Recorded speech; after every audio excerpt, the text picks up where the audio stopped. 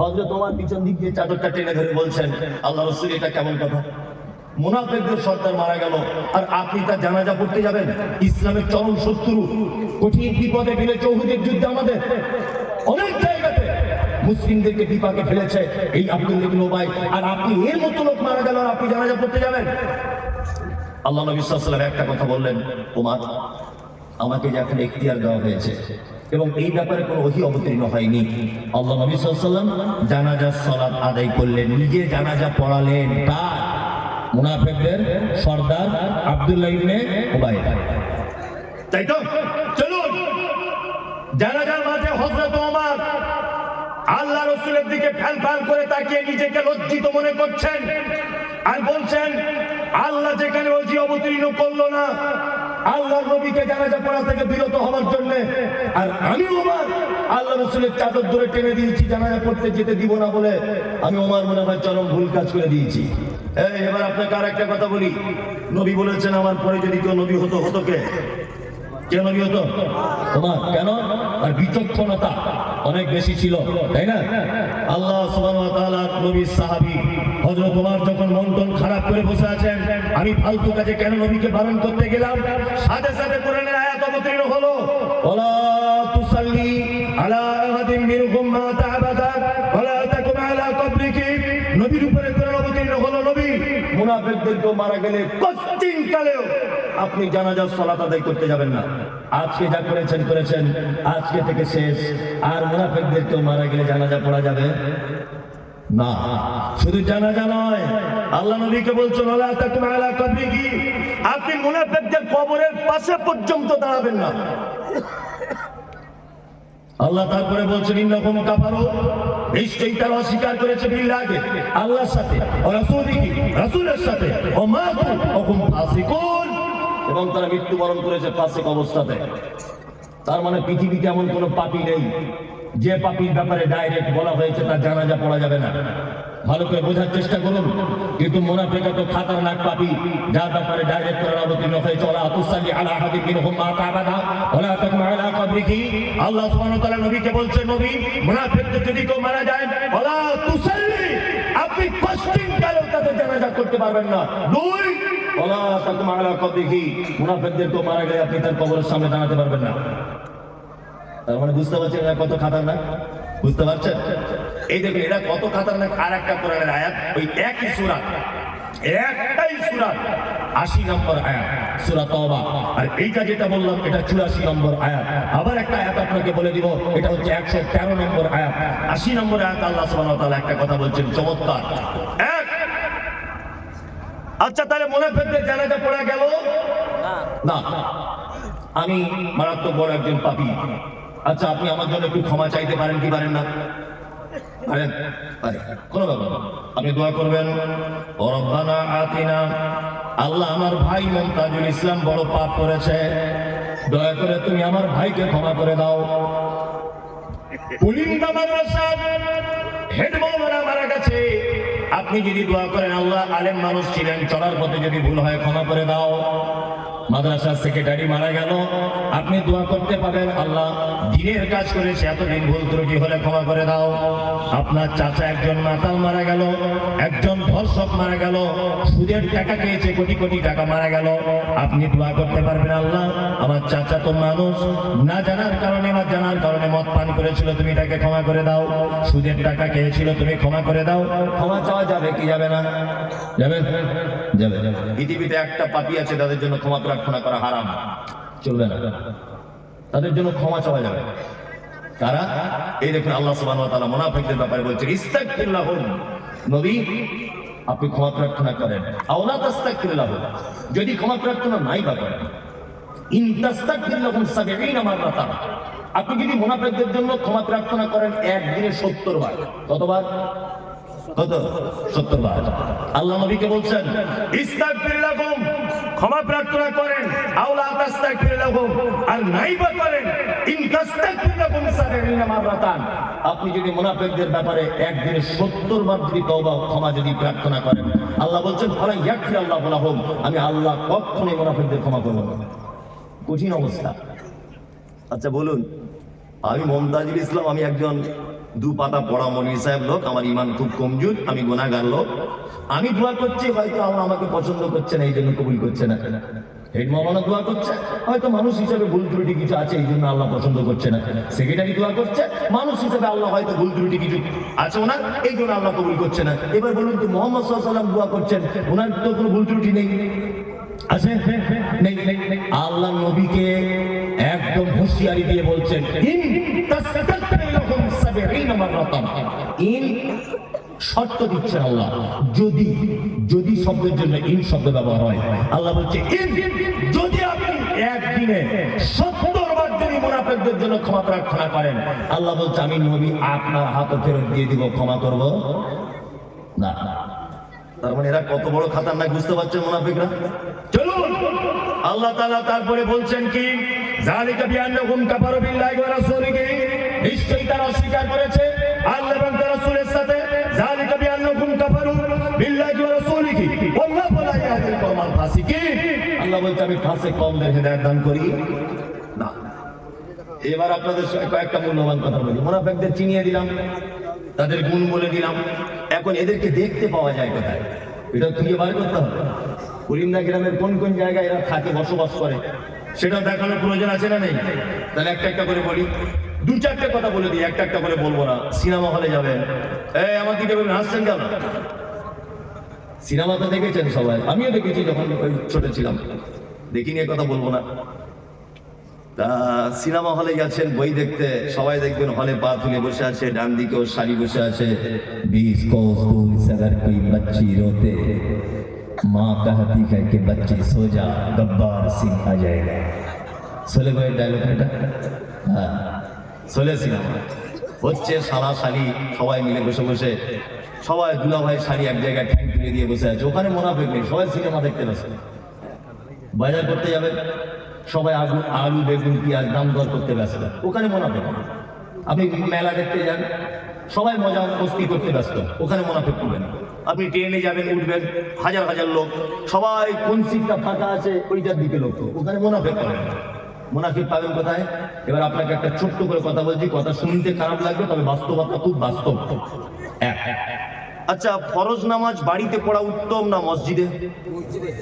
বলুন, সবাই বলুন। মসজিদে। আর সুন্নাত বাড়িতে, তাই না?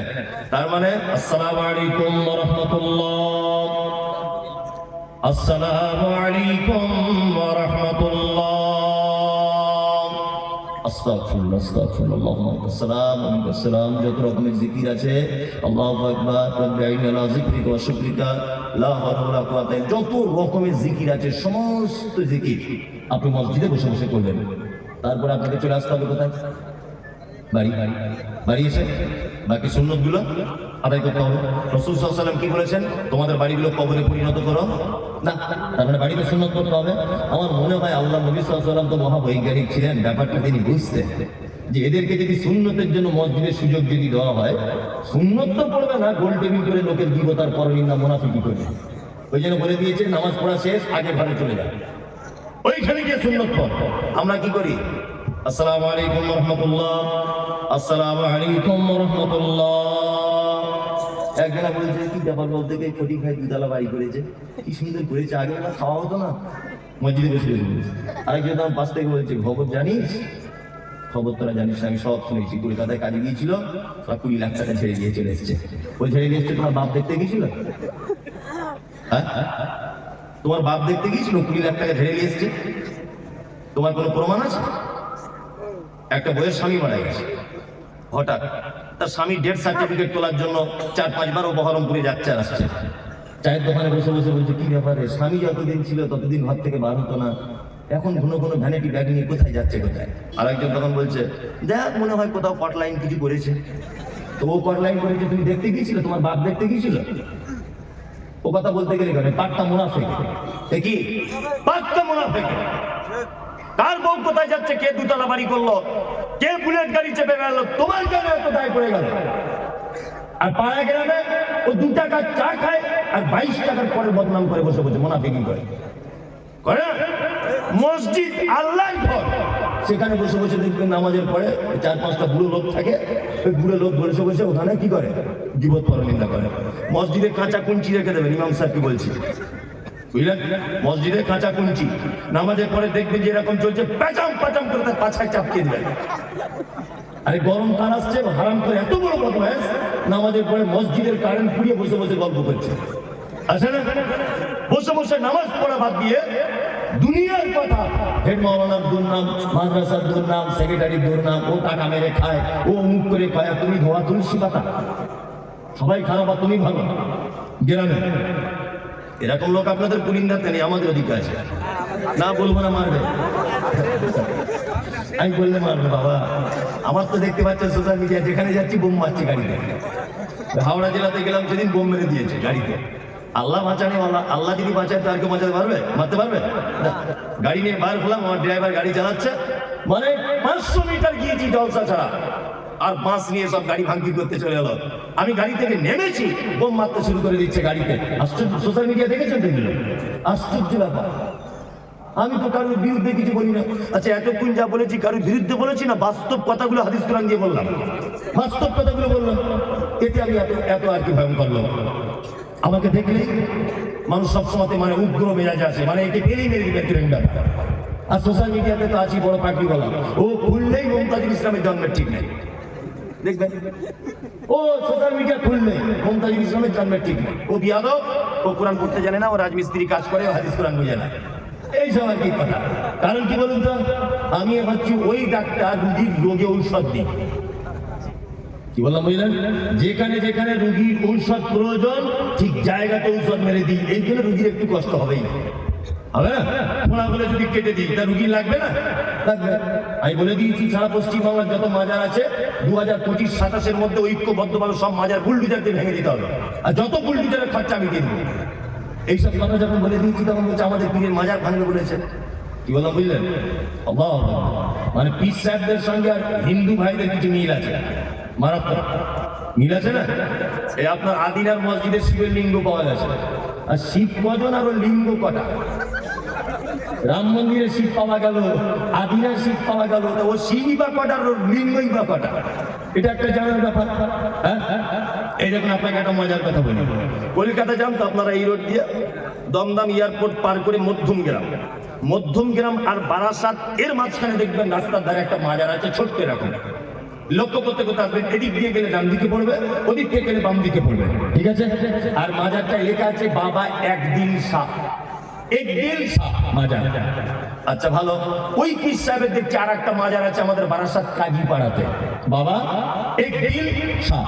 ওই পীর সাহেবের আর একটা মাজার আছে হাড়োয়াতে, উত্তর 24 পরগনায়, একই পীর একদিন শাহ। এগুলো একটা পীর মরেছে কয় জায়গায়? এটা ভাবনা চিন্তার ব্যাপার। পীরতে একদিন মরে কয় জায়গায়? সব জায়গায় মাজার, আর সব জায়গাতে মানুষ সেজদা দিচ্ছে। তা ব্যাখ্যা করছে এরকম ভাবে, বাবারা আমার, ও ভাইরা আমার, আমাদের পীর সাহেব আগেকার দিনে লরি টরি ছিল না, বাস ছিল না, ট্রেন ছিল না, কলকাতায় গিয়েছিল বই কিনতে। বই মাথায় করে আসার সময় হেঁটে হেঁটে পা ব্যথা হয়ে গিয়েছিল বলে বারাসাতের ওই রাস্তার ধারে বসেছিল 5 মিনিট। যেই বসেছে তার মুরিদেরা তাড়াতাড়ি করে ওই জায়গাটা মাজার করে দিয়েছে। ওইখান থেকে বই নিয়ে আবার আস্তে আস্তে কাজীপাড়াতে একটু রেস্ট করেছে, ওইখানে একটা মাজার করে দিয়েছে। ওইখান থেকে হাড়োয়ায় এসে মৃত্যুবরণ করেছে, ওই জায়গাটা আর একটা মাজার করে দিয়েছে। মনে মনে বলছি, তোর পীর সাহেব যেখানে পেচ্ছাপ পিতে বসেছিল ওখানে একটা করতে পারতিস, তোর পীরের পায়খানা ঘরে একটা করতে পারতিস, সেজদা দিত মানুষ পায়খানাতে। হারামখোরদের মনে হচ্ছে ওদের কাঁচা কুঞ্চি যদি আর আমার হাতে শাসন ক্ষমতাই থাকতো, হযরত ওমরের মতো জামানা যদি এটা হতো, তাহলে চামড়া তুলে দিতাম। মানুষের ঈমান নষ্ট করার সব থেকে বড় কারখানা, তার নামে মাজার আর ফকির। কি বললাম ভাইজান? বর্তমান সময়ে একটা মানুষের কাছ থেকে, সুস্থ সবল মানুষের কাছ থেকে, নিরীহ মানুষের কাছ থেকে ঈমান হরণ করার সব থেকে বড় মাধ্যম, তার মধ্যে আপনাদের মুর্শিদাবাদে কয়েকটা খাতারনাক চিজ আছে। খুব বাড়াবাড়ি করছে কদিন, হ্যাঁ খুব বাড়াবাড়ি। পরশুদিন দিয়েছে ওকে সার্ব দিয়ে ধুয়ে, তাও লজ্জা শরম নাই, তাও বলছে। আমি কোন একটা বক্তব্যতে বলেছি সবে বরাত শুধু বেদাত না, পচা বেদাত। কি বললাম বুঝলেন? পচা বেদাত। এমনি লোকাল বেদাত হলে আলাদা ব্যাপার, পচা বেদাত। আর আমাকে বলছে সবে বরাত হাদিস আছে। কোন হাদিস আছে বল? সবে বরাত কোন হাদিস আছে বল? শাবান মাস সম্পর্কে আল্লাহ নবী সাল্লাল্লাহু আলাইহি ওয়াসাল্লামের দুটো ঘোষণা, ভালো করে বোঝার চেষ্টা করুন। এক, আলেম ওলামারা আছেন, ভালো করে আমার মিস হলে বলবেন। এক, মুহাম্মদ সাল্লাল্লাহু আলাইহি ওয়াসাল্লাম অধিক মাত্রা বেশি শাবান মাসে সিয়াম পালন করতেন, অধিক। ওনার স্ত্রী উম্মে সালমা রাদিয়াল্লাহু তাআলা আনহা তিনি হাদিস বর্ণনা করেছেন, তাই তো? আবু মুসা আশআরী থেকে একটা হাদিস বর্ণিত আছে, তিরমিজিতে আছে হাদিসটা। আবু মুসা আশআরী, সমস্ত উলামায়ে কেরামগণ বলছেন হাদিসটা সহিহ। শুধুমাত্র একজন মুহাদ্দিস আল্লামা আলবানী, নাসিরউদ্দিন আলবানী রাহিমাহুল্লাহ হাদিসটাকে হাসান বলেছেন, সহিহ বলেননি, কিছু বলেননি, হাসান মানে আমলের যোগ্য বলেছেন। কি? যে শাবান মাসের রাত্রিতে আল্লাহ সুবহানাহু ওয়া তাআলা পৃথিবীর সব মানুষকে ক্ষমা করে দেন, দুইজন মানুষকে বাদ দিয়ে। এক, যাদের অন্তরে রয়েছে হিংসা অপরের জন্য, আর দুই, মুশরিক যারা শিরিক করে। এই দুই শ্রেণীর মানুষ বাদ দিয়ে আল্লাহ সুবহানাহু ওয়া তাআলা প্রত্যেক মানুষকে ক্ষমা করে দেয়। এই দুইটা মাত্র জিনিস দেখতে পাওয়া যায়। আল্লাহ রাসূল বেশি রোজা রাখতেন, সিয়াম পালন করতেন শাবানে। আর কি করতেন? আর কিছুই করতেন না। আমলের জন্য কোনো হাদিস নাই। আল্লাহ অত্র মাসের দুটি রাত, একটা রাত্রিতে অজস্র মানুষকে ক্ষমা করে দেন। এই তো হচ্ছে কথা, তাই না? এই মাত্র দুটি মাত্র কথা শাবান মাস সম্পর্কে। আর এ বিয়াদব বলছে বাড়িতে মোমবাতি জ্বালাতে হবে, কারণ হচ্ছে মৃত্যু মানুষরা এসে তাছাড়া বাড়ি খুঁজে পাবে না। রুহু কিন্তু সব বাড়ি আসে রাতের বেলা। আর আর বলছে যে হালুয়া করতে হবে, আল্লাহ নবীর দাঁত ভেঙে দিয়েছিল। তাই কি আজব ঘটনা দেখুন। এই দাঁত ভেঙেছিল উহুদের মাঠে শাওয়াল মাসের 7 তারিখে। কত? শাওয়াল মাসের 7 তারিখে। এবার আপনাকে একটা কথা বলি, আমার বেটা যদি কারোর সঙ্গে গল্প করতে করতে বলে আমি আমার বাপের বিয়ের বরযাত্রী গিয়েছি, ব্যাপারটা কেমন হবে? মানাবে? মানাবে না, কখনোই মানাবে না। শাওয়াল মাসের 7 তারিখে আল্লাহ নবী সাল্লাল্লাহু আলাইহি ওয়াসাল্লাম উহুদের যুদ্ধ করেছেন। এবার আপনাকে বলি, শাবান, তারপরের মাসের নাম কি? রমাদান, তারপরে শাওয়াল, তাই তো? তার মানে শাবান মাসের 15 তারিখ শবে বরাত, এই 15 দিন গেল, মাঝখানে রমজান গেল, তারপরেও শাওয়ালের 6 দিন পর্যন্ত গেল, তখনও নবীজির দাঁত ভাঙেনি। 7 তারিখে গিয়ে দাঁত ভাঙছে, মানে দাঁত ভাঙার আগে হালুয়া করে বসে আছে। মানে কত বড় শয়তান! মানে এ তার মানে হালুয়া দিয়ে চায় নবীর দাঁত ভাঙুক। আমি বলছি হালুয়ার হাদিস খুঁজে পেলো, দাঁত ভাঙার হাদিস খুঁজে পেলো না। ও যদি এত নবী প্রেমিক হবে, সামনে দুটো দাঁত বাড়ি নোড়া দিয়ে ভেঙে দিক না দিকে, তাহলে বলবো বাপের বেটা ও দাঁত ভাঙবে না, ও হালুয়া খাবে। এই হচ্ছে হাদিস। শোনো, প্রত্যেক মাসের 3 তারিখে রোজা রাখতেন, সিয়াম পালন করতেন আল্লাহ রাসূল। আরবি তারিখে 13, 14, 15। এই রোজা যদি কারো রেখে যদি অভ্যাস থাকে, সেও শাবান মাসে 13, 14, 15 রোজা বা সিয়াম পালন করবে। ভং করে 15 তারিখের দিন রোজা করবে শবে বরাতকে কেন্দ্র করে। এটা একটা পচা বেদাত। চলুন, এই রাত্রিতে কবর জিয়ারত করা বেদাত, এই রাত্রিতে কোরআন খতম করা, হুজুর ডেকে আনা, বাড়িতে মোমবাতি জ্বালানো, হালুয়া করা, যাবতীয় আড়ম্বর, যত রকমের অলৌকিকতা, যত রকমের সৌন্দর্য, মানুষের মন জয় করা, সমস্ত কিছু হচ্ছে বেদাত। মুহাম্মদ সাল্লাল্লাহু আলাইহি ওয়াসাল্লাম বলেছেন, কুল্লু বিদআতিন যালালা ওয়া কুল্লু যালালাতিন ফিন্নার। প্রত্যেক নতুন আবিষ্কৃত কাজ হচ্ছে কি? ভ্রষ্টতা। প্রত্যেক ভ্রষ্টতাকারীর স্থান ঠিক মধ্যে, না মানে আগুন, আগুনের মধ্যে। খুব সাবধানে থাকবেন। বলতে বলতে বলতে বলতে মুনাফিকের কথা এতদিন পর্যন্ত চলে এলো, তাই তো? এবার আর একটা দুটো মানুষের পরিচয় করে দিব। ফাসেক নাম শুনেছেন? ফাসেক নাম শুনেছেন? ফাসেক কারা? ফাসেক হচ্ছে ওই লোক, ভালো করে বুঝবেন, ফাসেক ওই লোক যে লোক কাবিরা পাপের ভিতরে দীর্ঘদিন যাবৎ আছে, কাবিরা পাপ জানার পরেও ছাড়তে পারছে না, একই ফাসেক। তবে ফাসেকরা ইসলাম থেকে খারিজ হয়ে যায় না। ফাসেকদের ব্যাপারে ডাইরেক্ট জাহান্নাম ঘোষণা করা নেই। তবে আল্লাহ সুবহানাহু ওয়া তাআলা ফাসেকদের ব্যাপারে বলেছে, আল্লাহু লা ইয়াহদিল কওমাল ফাসিকিন। ফাসেকরা কখনো সঠিক রাস্তা খুঁজে পায় না। ফাসেক কাকে বলে? পিতামাতার সঙ্গে অসৎ ব্যবহার, ও কি ফাসেক? দাড়ি চাচা, এটা কি কাজ? ফাসেকি কাজ। ওই যে মনীষা কুটকুট করে চুলকায়, চুলকায় মনীষা। আবার অনেকদিন বলছে আমার বউ কেমন করে, আমার বউ বলে দিয়েছে, রাখতে মানা করে দিয়েছে। তোমার বউ কি একেবারে দিক বা ভারতী? তোমার বউকে চেনে কয়জন? এগুলো আমার চেনে কয়জন? ওই যে দক্ষিণ আফ্রিকার না কোথাকার একটা ক্রিকেট প্লেয়ার আছে, এত বড় বড় দাড়ি, না কোথায় বাড়ি, কি নাম ওর? হাসিম আমলা। এত বড় বড় দাড়ি, প্লেনে বসে আছে, ওর বউ বোরকা পরে ওর সাইডে বসে আছে, আর ও কোরআন মাজিদ তেলাওয়াত করতে করতে নাকি হাতে নিয়ে পড়তে পড়তে যাচ্ছে। ইন্টারন্যাশনালি ক্রিকেট খেলছে একজন দামি লোক, এত বড় বড় দাড়ি, তার বইয়ের লজ্জা লাগে না? হ্যাঁ, আর এ বলছো অফিস আদালতে কাজ করিতে মরি সাহেব, ব্যস্তের কারণে ওই জন্য দাড়ি রাখতে পারছি না, একটু দোয়া করবেন, আগামীতে রাখবো। তোমার দাড়ির জন্য আমার দোয়া করার দায় এসে যায়?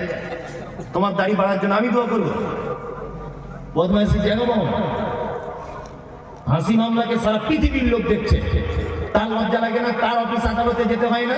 তাকে প্লেনে করে এদেশ থেকে ওদেশ ছুটতে হয় না? ইন্টারন্যাশনাল ক্রিকেট প্লেয়ার হিসাবে মাঠে নামতে লজ্জা লাগে না? আর তোমাকে পুলিন্দার লোক চেনে, সারগাছির লোক চেনে, গোটা মুর্শিদাবাদের লোক তোমাকে চেনে, কেউ চেনে না। তোমার লজ্জা কিসে? লজ্জা লাগছে, আশ্চর্য ব্যাপার। ফাঁসাকে, কারণ এটা একটা বড় পাপ, এটা বড় পাপ জানার পরেও ও যে কাঁদছে বারবার, এই কারণে ফাসেক। তবে একটা কথা বলে দিচ্ছি, ফাসেক আপনি যদি এই কাজের কারণে হন, তাহলে আপনাকে তওবা করে ফেরত আসতে হবে। এখন রাস্তা আছে যে আপনি ফাসেক আছেন, কি বলছি মাথায় থাকবে এটা, তওবা করে ফেরত আসুন। আর একটা কথা বলছি, আপনি পুলিন্দা মাদ্রাসায় 1 লাখ টাকা দান করেছেন, এসব বাস্তব কথাগুলো কেউ তুলে ধরে না। পুলিন্দাতে 1 লাখ টাকা আপনি দান করেছেন মাদ্রাসাতে, এখন এই মাদ্রাসায় দান করেছেন, প্রত্যেক বছরে করেন। আপনি মারা গেলেন, আচ্ছা বলুন তো, আপনি যে মারা গেলেন, আপনার কাফন চড়ানো আছে, সবাই আপনার মুখটা দেখতে আসছে, দেখতে আসে না? কাফন থেকে মুখটা বার করে দেখে, আচ্ছা বলুন তো, আপনার মুখটা দেখে বুঝতে পারবে যে এই লোকটা বড় দানি ছিল? দেখা যাবে, বোঝা যাবে না? আত্মীয়তার সম্পর্ক আপনার ভালো ছিল, আপনার মুখ দেখে কেউ বুঝতে পারবে যে লোকটার আত্মীয়তার সম্পর্ক ভালো ছিল? বোঝা যাবে? যাবে না।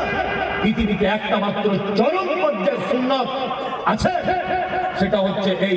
যদিও দাড়ি রাখার ব্যাপারে কেউ কেউ বলেছে দাড়ি রাখা ওয়াজিব, বাধ্যতামূলক, ফরজের সমতুল্য। কি বলছে বুঝতে পারছেন? আচ্ছা বলুন, পৃথিবীতে একটা মাত্র আমল আছে যে আমলটা মানুষের কবর পর্যন্ত প্রমাণ করে যায়, তার নাম দাড়ি। মানুষ মারা গেলে দাড়ি চেঁচে কবরে ঢোকায় না, এই অবস্থায় দেয়, এই অবস্থায় দেয়। অন্তত পক্ষে ফেরেশতারা দেখে বলবে আমাদেরই দলের লোক ছিল, অন্তত একটু আরাম হতে পারে হিসাবটা, বুঝলেন না?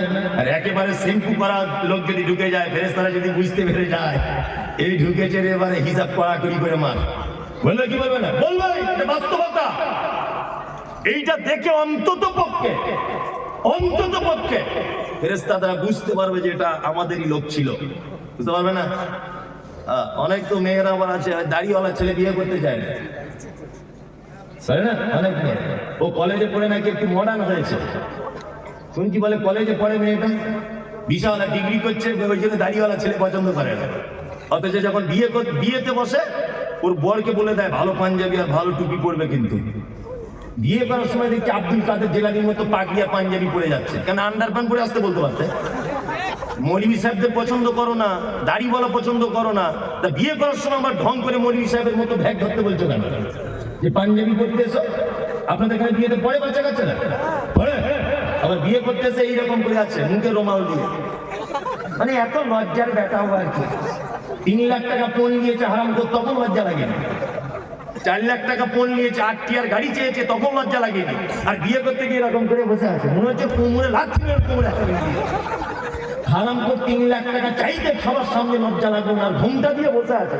আমার লজ্জাপতি গাছ বেটে খেয়েছিল, লজ্জা সরব আছে তোমার? বিয়া দপ্তর গেলে বাস্তব না বাস্তব বলছি, কোন চাইতে লজ্জা লাগে না বেটির বাপের কাছে? বেটির বাপের কাছে টাকা চাইতে লজ্জা লাগে না, আর বিয়ে করতে গিয়ে পুরুষ মানুষ রোমাল দিয়ে বসে আছে এরকম। কি একবার লজ্জাশীল পুরুষ, লজ্জাশীল থাকা দরকার। ওই জন্য যে সমস্ত মেয়েরা এই ব্যাপারে আপত্তি করেন, আপনাকে আমি বলে দিয়ে যাচ্ছি, কোন মেয়ে যদি নিজে আপত্তি করে যে দাড়িওয়ালা ছেলে বিয়ে করবো না, আমি মুমতাজুল ইসলাম বলছি আপনি তার থেকে দূরে থাকুন।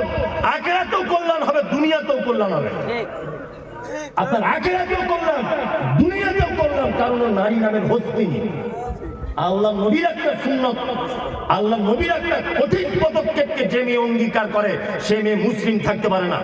শুনুন, আপনি নামাজ পড়েন না আলাদা ব্যাপার, আমি আপনাকে ধরেছি যে ভাই আপনি নামাজ পড়ে ধরুন, আপনি বলছেন মৌলভী সাহেব লজ্জা লাগছে আপনাকে দেখে বারবার নামাজের কথা বলেন, সত্যি আমি খুব অপরাধী। ও মুসলিম, ও জানে নামাজ ফরজ, কিন্তু আমাকে দেখে লজ্জা পাচ্ছে। তার মানে ওর ভিতরে আল্লাহর ভয় আছে, একটু চাপ দিলে ও নামাজ পড়া ধরে যাবে। কিন্তু একটা লোককে নামাজ পড়ার কথা বলতে গেলাম, সেই লোকটা আমাকে বলছে তুই নামাজ পড়ে কি পেলি ঘোড়ার ডিম ফালতু, ওর ইমান আর থাকবে না, সঙ্গে সঙ্গে বেঈমান হয়ে যাবে। কি বলছি বুঝতে পারছেন? এই লোকটা নামাজ পড়ে না, এটা আমি গিয়ে বলছি চাচা একটু নামাজ পড়ুন, তখন বলছে মরি সাহেব করতে পারছি না, কাজের চাপে খুব লজ্জা লাগছে, ইনশাল্লাহ চেষ্টা করবো। ও মুসলিম, ও কি মুসলিম? আর উনি যদি এ কথা বলেন যে তুমি নামাজ পড়ে এতদিন কি করলে, আমি ঘোড়ার দিন নামাজ না পড়ে দুতলা বাড়ি করে নিলাম, তাহলে উনি বেঈমান। ওর মুসলিম থাকতে পারলো না। তুমি দাঁড়িয়ে রাখতে পারছো না, এটা আলাদা ব্যাপার। মেয়ে, তোমার বাপ দাঁড়িয়ে রাখতে পারেনি, এটা তোমার বাপের দুর্বলতা। তোমার ভাই দাঁড়িয়ে রাখতে পারেনি, এটা তোমার ভাইয়ের দুর্বলতা। কিন্তু তোমাকে যে ছেলে বিয়ের কথা বলতে এসেছে, তোমাকে যে ছেলে বিয়ের কথা বলতে এসেছে, তার যদি দাঁড়িয়ে থাকে, সে তো মুহাম্মদ সাল্লাল্লাহু আলাইহি ওয়াসাল্লামের পদ্ধতিতে দাঁড়িয়ে গেছে। তুমি যে তাকে ঠাট্টা করলে, বিদ্রুপ করলে, বিভাগের জন্য অপ্রয়োজন মনে করলে, আমি তো মনে করি ওই দাঁড়িয়ে থাকা ছেলেটাকে যদি অপমান করে বাড়ি পাঠায়, বা দাঁড়িয়ে আছে বলে যদি বিয়ে না বসতে চায়, তাহলে ওই মেয়েটাও ঠিক তেমন বেঈমান হয়ে যাবে। কারণ ও একটা চরম হাদিসকে অপমান করার কারণে। খুব বুঝে শুনে কথা বলবেন, হিসাব করে। তবে আলহামদুলিল্লাহ সব মেয়েরা নয়, আমার মাদ্রাসাতে 200 থেকে 250 মেয়ে আছে। আমি এই পর্যন্ত মনে হয় জীবনে কত মেয়েকে যে বিয়ে দিয়েছি তা আল্লাহ ছাড়া কেউ জানে না। কি বলছি বুঝতে পারছেন? অজস্র মেয়েকে বিয়ে দিয়েছি। এই কিছুদিন আগে মেদিনীপুরের একটা মেয়ে আছে আমার মাদ্রাসাতে, এই যে আমার পিছনে বসে আছে শামীম, আপনাদের মাওলানার এখানকার ছেলে আর কি। ও তো যায়, ওরা সবসময়তেই যায়, আমার বাড়িও গিয়েছিল সেদিনও।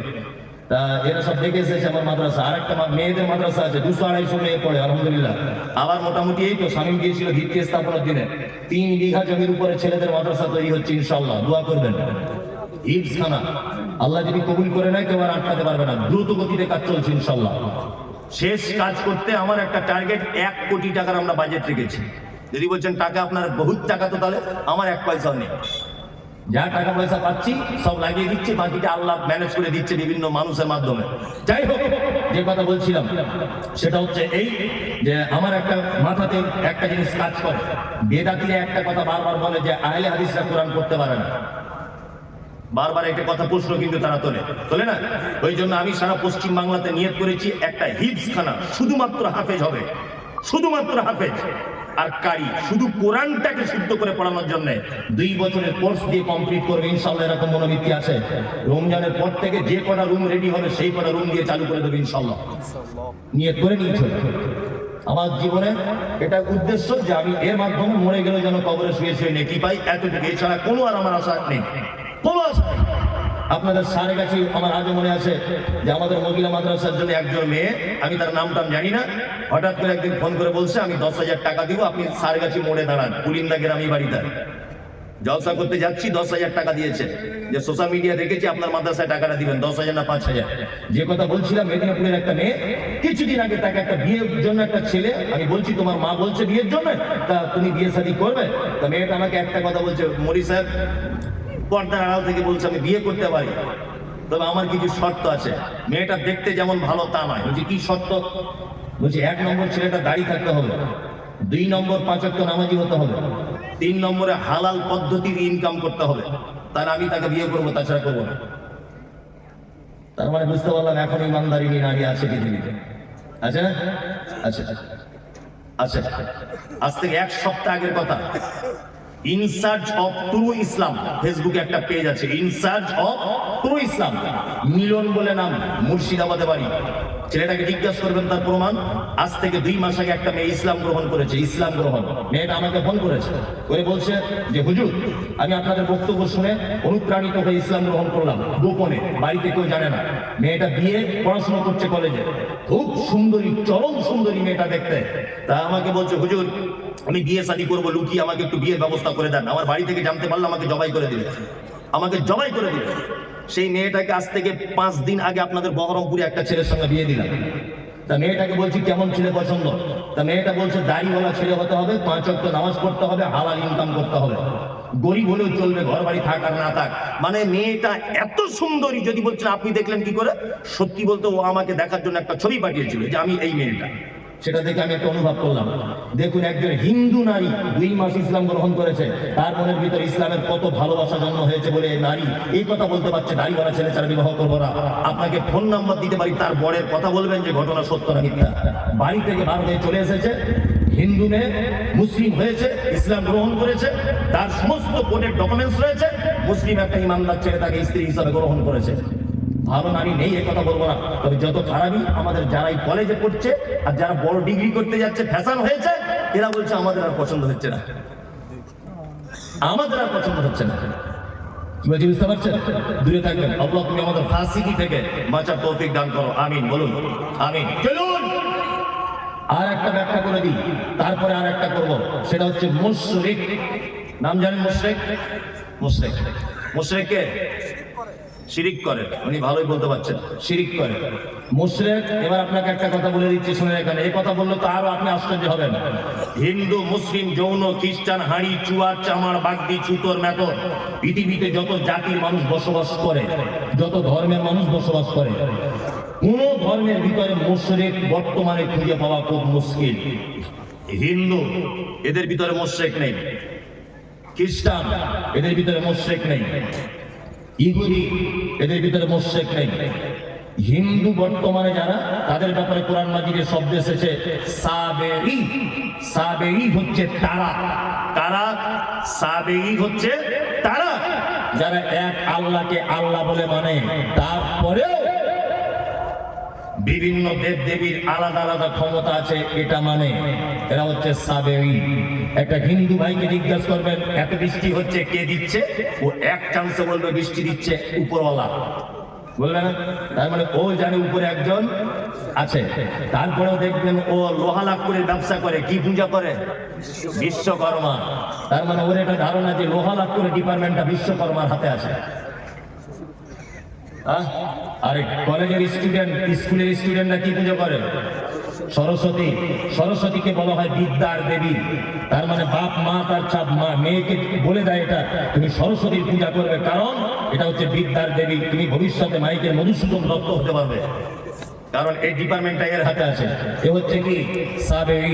মুশরিককে মুহাম্মদ সাল্লাল্লাহু আলাইহি ওয়াসাল্লামকে বলা হচ্ছে, আপনি জিজ্ঞাসা করুন তাদেরকে রাত এবং দিনের বিবর্তনের মালিককে। এক চান্সে তারা বলবে আল্লাহ। সুস্থতা অসুস্থতার মালিককে? আল্লাহ। বেঈমান মুশরিক আবু জেহেলের কথা বলবে। আল্লাহ নবী সাল্লাল্লাহু আলাইহি ওয়াসাল্লাম যখন বলছেন কি ব্যাপার, রাত দিনের মালিক আল্লাহ এই কথা আপনি বললেন, সুস্থতা অসুস্থতার মালিক আল্লাহ এই কথা আপনি বলছেন, তাহলে কেন আপনি আল্লাহকে ডাইরেক্ট ডাকতে পারছেন না?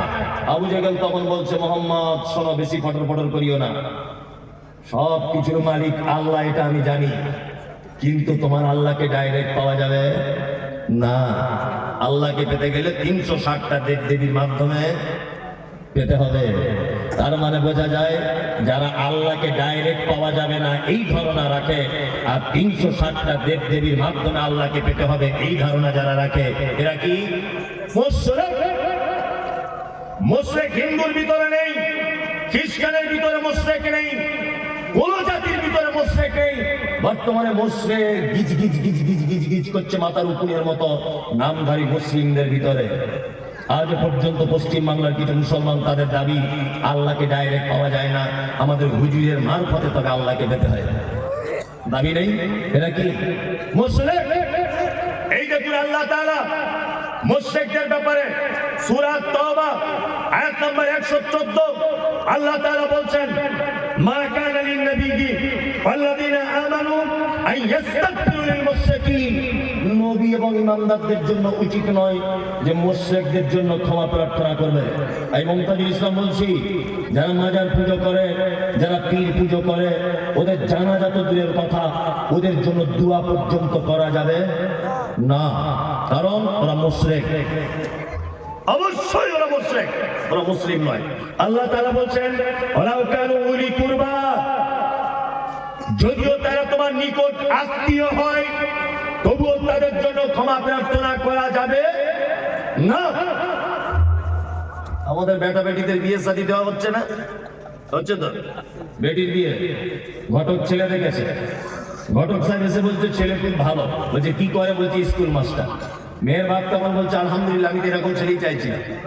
তা আর একজন এসে তখন বলছে যে ঘটক সাহেব, আব্দুল্লাহ ভাই, তুমি বেটিটা যেখানে বিয়ে দিচ্ছ ওরা মাজার পূজারি গো, পীর পূজারি। তখন বলছে তোমাদের যত সব পীর ফাই এইসব, ছেলে চাকরি করে সেটা আগে দেখো, তাই না? চাকরি করে সেটাকে দেখো। আল্লাহর ভাষা ওলাও কানু বলি কুরবা, মোশরেক, মাজার পূজারি, ঠাকুর পূজারি, এরা যদি তোমার নিকট আত্মীয় হয় তবু তাদের সঙ্গে কোনো সম্পর্ক রাখা যাবে না। খুব সাবধানে থাকবেন। চলুন, এতক্ষণ পর্যন্ত খারাপ লোকেদের পরিচয় করিয়ে দিলাম, এবার আপনাদেরকে পরিচয় করিয়ে দিব ভালো মানুষের সঙ্গে, তার নাম মোমেন। যারা বসে আছেন মোমেন হতে চান সবাই ইনশাআল্লাহ। 12টা বেজে গেছে তো মানুষ আর বসে থাকতে চাইবে না, তবুও মানুষ থাকবে। আলহামদুলিল্লাহ, চালাবো নাকি? হ্যাঁ চালাই, চলুন, কোনো সমস্যা নেই। আমার টাইমটা 1টা পর্যন্ত, এরপরেও আর একটা বক্তা। যারা উঠবেন হিসাব করে উঠবেন। চলুন এবার মোমেনের পরিচয় দিই। মোমেনকে হ্যাঁ ঠিক বলে দিয়েছে, আমি তখনই করবো। মোমেনের কথা বলে দিই। হ্যাঁ, আল্লাহ বলেন ইন্নামাল মুমিনুনা আল্লাযীনা ইযা যুকিরাল্লাহু ওয়াজিলাত কুলুবুহুম ওয়া ইযা তুলিয়াত আলাইহিম আয়াতুহু যাদাতুহুম ঈমানা ওয়া আলা রাব্বিহিম ইয়াতাওয়াক্কালুন। আল্লাহ মুমিনের পরিচয় দিচ্ছেন। মুমিনকে আল্লাহ বলছেন মুমিন তারা যারা পাপ করে, অন্যায় করে, খারাপির মধ্যে লিপ্ত থাকে, তারপরেও যখন তারা আল্লাহর ভয় তাদের অন্তরের ভিতরে চলে আসে, তারা তখন ভয়ে থরথর করে কাঁপে। 2, আল্লাহ বলে মুমিনের দ্বিতীয় গুণ আয়াতুহু যাদাতুহুম ঈমানা ওয়া আলা রাব্বিহিম ইয়াতাওয়াক্কালুন। দ্বিতীয় নম্বরের মুমিন হলো তারা, আল্লাহ বলে যাদের সামনে কোরআনের আয়াত তেলাওয়াত করা হলো, তাদের ঈমান কোরআনের আয়াত শুনলে যেন ঈমান বেড়ে যাবে। আয়াত শুনলে ঈমান কি হবে? বেড়ে যাবে। এটা মুমিনের কয় নম্বর গুণ? দ্বিতীয় গুণ। এখানে একটা মজাদার কথা বলে রাখছি, আপনার চোখে পানি চলে আসবে শুনলে। আচ্ছা, এখানে হাজি সাহেব কেউ আছেন? হাজি সাহেব কেউ নেই? তাহলে এমনি সৌদি আরবে গেছেন, মক্কা টক্কা ঘুরতে, এরকম করলো আসো অনেকজন, হয়তো আলহামদুলিল্লাহ অনেকজন আছেন, আলহামদুলিল্লাহ অনেকজন আছেন মক্কায় ঘুরতে গেছেন। আমি 2.5 মাস আগে গিয়েছিলাম, আলহামদুলিল্লাহ। তা আমি গিয়েছিলাম, তো আমার সঙ্গে প্রায় 40 জন মতো মানুষ গিয়েছিল। উত্তর দিনাজপুরের একজন চাচা গিয়েছিলেন, নিরক্ষর লোক, লেখাপড়া জানে না, কিছু বাংলাও জানে না, আরবি উর্দু হিন্দি কিচ্ছু বুঝে না, চাষি লোক। আমি যখন কাবাতে যখন তওয়াফ করছিলাম, চাচা আমার জামার কলারটা এইভাবে টেনে ধরে রাখছিল। তাই বারবার বলছি, চাচা তুমি আমার জামার কলার কেন ধরছো? হ্যাঁ, বলছি এত লোক যদি হারিয়ে যায়, আমার 3 বিঘা জমি ধান চাষ করা আছে, কি হবে? শুধু এই টেনশন। আমি বলছি তুমি মরিবে কি বাঁচবে এটা দেখো, 3 বিঘা জমি ধান লাগানো আছে, ওই টেনশনের মক্কাতে ঘুম হয় না। কি ভাবলাম বুঝলেন? তাহলে তুমি ধান যখন লাগানো আছে এলে কি করতে হবে? যাই হোক, ভিতু লোক। তা আবার প্রথম ইমাম আব্দুর রহমান আস-সুদাইস বেশিরভাগ মাগরিবের এশাতে ফজরে তিনি নামাজ পড়াতেন। আল্লাহু আকবার। উনি যখন কোরআন তেলাওয়াত করতেন, Ethiopia, Tanzania, German, Japan, France, Kuwait, পৃথিবীর যে ভাষাভাষী মানুষ হোক না কেন, চোখ দিয়ে পানি পড়তে লাগতেন। আব্দুর রহমান আস-সুদাইস জাহান্নামের আয়াতগুলো যখন আসতো, তখন বাচ্চা ছেলের মতো 20 second 25 second how how how how করে কাঁদতেন। জাহান্নামের আয়াতগুলো যখন আসতো, ফজরের নামাজ পড়ছি, রাত 10টার সময় তওয়াফ শুরু করতাম। দিনের বেলা ভিড় হতো বলে আমরা যেতে পারতাম না। রাত 10টা থেকে ফজর পর্যন্ত তওয়াফ করতাম কাবাতে। আল্লাহ করিয়েছে, যাই হোক। তা তওয়াফ করতে করতে ফজরের যখন আজান হয়, ওই সঙ্গে সঙ্গে সব লোক ঘুরে কাতারে দাঁড়িয়ে যায়। ঠিক বলছি তো? কাতারে দাঁড়িয়ে যায়। আমি দাঁড়িয়ে আছি, আমার পাশে ওই যে উত্তর দিনাজপুরের চাচা দাঁড়িয়ে আছে। নামাজ শুরু হয়েছে, আল্লাহু আকবার। সবাই হাত বেঁধে দাঁড়িয়ে গেল। কাবার প্রথম ইমাম আব্দুর রহমান আস-সুদাইস তিনি জাহান্নামের আয়াত তেলাওয়াত করছেন, আর আয়াত তেলাওয়াত করতে করতে তিনি যেন বাচ্চা ছেলের মতো করে কাঁদছেন। আমি কোরআনের একটু অল্প কিছু বুঝি, আমার চোখ দিয়েও পানি চলে এলো, আমিও বাচ্চা ছেলের মতো ডুকরে ডুকরে কাঁদতে লাগলাম। আমার পাশের চাচা কোরআন বোঝে না, বাংলা ভালো করে পড়তে জানে না, অশিক্ষিত লোক, চাচাও দেখছি ডুকরে ডুকরে কাঁদতে শুরু করে দিল। নামাজ শেষ হয়ে গেল, কাবা থেকে জমজমের পানি পান করে যখন ফাঁকে বার হয়ে গেলাম, চাচাকে ডেকে বললাম, চাচা সত্যি করে বলো দেখি, কাবার ইমাম আরবি ভাষী মানুষ, তিনি কোরআনের আয়াত বুঝতে পেরেছেন তাই কাঁদছেন। আমি মুমতাজুল 2 পাতা পড়া আলেম, আমি ব্যাপারটা বুঝতে পারলাম, এই জন্য চোখ দিয়ে পানি চলে এলো। তোমার কেন চাচা চোখ দিয়ে পানি চলে এলো বলো? চাচা তখন বলছে, বেটা মুমতাজুল, 70 বছর আমার বয়স, আমি 50 বছর যাবত আমাদের গ্রামের মসজিদে নামাজ পড়ি, কিন্তু কোরআন শুনলে অন্তর গলে না। কিন্তু আজকে আশ্চর্য ব্যাপার, কাবা শরীফে নামাজ পড়তে এলাম, আর কাবার ইমামের তেলাওয়াত শুনে আমার চোখ দিয়ে পানি বার হয়ে গেল। আমিও বাচ্চা ছেলের মতো ঢুকরে ঢুকরে কেঁদে দিলাম। আমার আল্লাহর কোরআনের আয়াতের কথা মনে হলো। আল্লাহ বলে, আয়াতুহু যাদাতুহুম ঈমানা ওয়া আলা রাব্বিহিম ইয়াতাওয়াক্কালুন। মুমিন হলো তারা, তাদের সামনে যখন কোরআনের আয়াত তেলাওয়াত করা হয়, তাদের ঈমান তখন বেড়ে যায়। চাচা তুমি কোরআন জানো না, তুমি কোরআন পড়তে জানো না, কিন্তু তুমি 1 লক্ষ টাকা খরচা করে কাবায় চলে এসেছো, তোমার ঈমানের পরিপূর্ণতা লাভ করেছে, তোমার ঈমান কাজ করছে। ওই জন্য চাচা আমার গলা ধরে হাউ হাউ করে বলছে, কাঁদছে আর বলছে, বেটা মুমতাজুল, তুমি আমার বেটার থেকে অল্প বয়সের, কিন্তু কোরআন শুনলে যে চোখ দিয়ে পানি চলে আসে, আজকে তার জ্বলন্ত প্রমাণ পেলাম। ওই জন্য বলি বন্ধু, টাকা দার্জিলিং এ গিয়ে নষ্ট না করে দিয়ে, গ্যাংটকে গিয়ে নষ্ট না করে, ওই আপনার সুন্দরবন বেড়াতে গিয়ে টাকা নষ্ট না করে, একবার অন্তত পক্ষে 80-90 হাজার টাকা খরচা করে কাবায় চলে যান, আপনার ঈমান বেড়ে যাবে। আল্লাহ বলছে, মুমিন তারাই তো মুমিন যাদের সামনে আমার কোরআন তেলাওয়াত করা হবে, ইমাম সাহেব তেলাওয়াত করবে, পিছনে মুসল্লি দাঁড়িয়ে থাকবে, আর তার ঈমান যেন আস্তে আস্তে করে বেড়ে যাবে। আমাদের ঈমান বাড়ে। ফজরের সময় 2টা আয়াত যদি ইমাম সাহেব বেশি করে যদি তেলাওয়াত করে দেয়, তা মুসল্লিরা ঝামেলা লেগে যায়। আল্লাহ বলে, মুমিন তারা ওয়া আলা রাব্বিহিম ইয়াতাওয়াক্কালুন। মুমিনের 3 নম্বরের গুণ, খায়রিহি ওয়াশাররিহি মিনাল্লাহি তাআলা। মুমিন যা কিছু হবে আল্লাহর উপরে ভরসা করবে। মুমিন কার উপরে ভরসা করে? আল্লাহর উপরে। হায়াত মওতের মালিক কে? আল্লাহ। রুজির মালিক আল্লাহ। দোকান করেছে, ঈমান আছে তো? দোকান করেছে, দোকানের পিছনে দেখছে একটা তাবিজ ল্যামিনেশন করে টাঙানো আছে, তাই না? তা চাচা তোমার তাবিজ কি ব্যাপার? বলছি বেচাকেনায় বরকত হবে। তাই বলছি কে দিয়েছে? বলছে আমাদের হেড মৌলানা দিয়েছে। বোঝানোর জন্য বলছে। তাই হেড মৌলানা যদি এত বরকতের তাবিজ দেওয়া শিখে গেছে, তা তাবিজটা নিজের কাছেই রাখতে পারে। এত বরকতের জিনিস বিচি দিলে কি করে? হ্যাঁ, ঈমান আছে তো? 4টে আংটি পড়েছে যুবক ছেলে, 4 রকমের কোয়ালিটির পাথর। এটা কি? বলছে বউ কথা শোনে না। এটা কিসের আংটি? বলছে ঘন ঘন পেচ্ছাপ হয়। এটা কিসের? বলছে বাপের বাড়ি বউ গেলে আসতে চায় না। আর এটা বলছে রাতে চমকে উঠি দেয়। হযরত ওমরের নাম শুনেছেন? ওমর দামি মানুষ না? দামি মানুষ। পৃথিবীতে অনেক জিনিস আছে যেগুলো ডাইরেক্ট জান্নাত থেকে এসেছে, তার ভিতরে একটা হাজির আসওয়াদ, তাই না? যখন পৃথিবীতে আসে, এটা মুসলিম শরীফের হাদিস, তখন সাদা দুধের মতো ছিল পাথরটা।